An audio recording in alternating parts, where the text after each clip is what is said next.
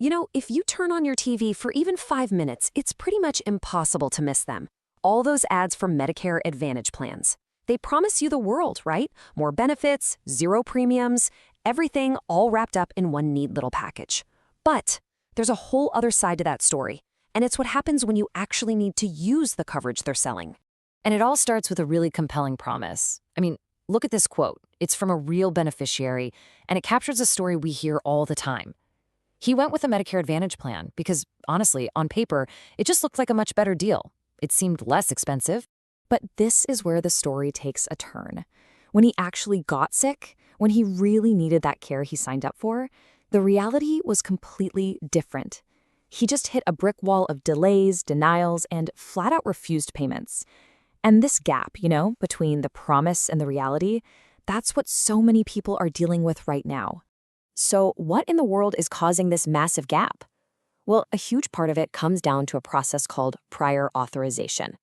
Think of it like this. It's basically having to ask the insurance company for permission before you can get a test or a procedure or even a medicine that your own doctor says you need. And this whole asking for permission thing creates a whole bunch of roadblocks. All of a sudden, you might find out your favorite doctor isn't in the network. You're stuck waiting sometimes for weeks for an approval. Sometimes the care is just denied, period. And like we just heard, even if a service is approved, the plan might just turn around and deny the payment later. It's maddening. And this really gets to the heart of the whole issue. You think, right, that if a treatment is covered under original Medicare, it would obviously be covered by a Medicare Advantage plan. But believe it or not, that's just not always how it plays out. In fact, a 2022 report from the Office of Inspector General found something that is just stunning. 13% of all the prior authorization requests that were denied by major Medicare Advantage plans were for services that absolutely should have been covered under Medicare's own rules. This isn't just a few mistakes here and there. We're talking about a systemic problem.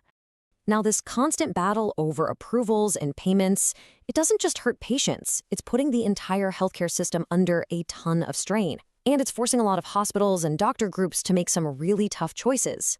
Just look at this report from USA Today. Doctors and hospitals are actually starting to drop these plans. Why? Because of low pay, endless delays, and constant denials for care they know their patients need. If your doctor can't get paid for the work they do to help you, the whole system just breaks down. So, all of this leads to a really important question. When you're in that spot, you're not feeling well, your health is on the line, and the insurance company is challenging your claim, who is actually on your team? Who is fighting for you? Well, a big part of the answer often comes down to the person who helped you sign up in the first place. But here's something a lot of folks don't realize. Not all insurance agents are playing for the same team. Okay, let's break this down because it's so important. On one hand, you have a captive agent. They work for one specific insurance company, so their advice, their products, their loyalty, it's all tied to that one brand. On the other hand, you have an independent agent or a broker. They work for you. They can shop around with lots of different insurance companies, which means their loyalty is to you, their client, not to any one insurer. And here's the bottom line. It's all about the direction of the relationship.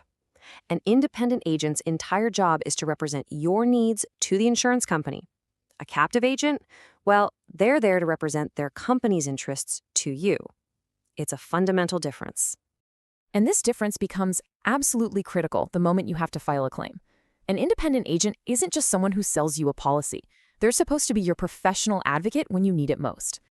This idea of being an advocate is actually rooted in a really powerful legal concept. It's called fiduciary duty. It's a fancy term, but it means something simple and profound. It's a legal and ethical requirement to act in the best interest of your client, to put their interests ahead of your own. So, and this is the crucial point, independent brokers are legally bound by this fiduciary duty. They have to act in your best interest. Captive agents, because they work for the insurance company, are not held to that same legal standard.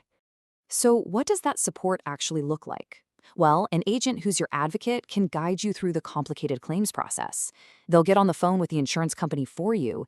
They make sure all the paperwork is right so there are fewer delays. They can even help negotiate a fair settlement. And maybe most importantly, they take on all that administrative stress so you can just focus on getting better. So when you think about it, the big takeaway is this.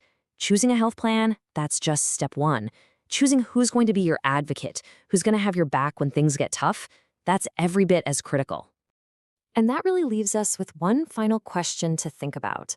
In that moment of truth, when your health is on the line and you're fighting for the care you were promised, who do you want in your corner?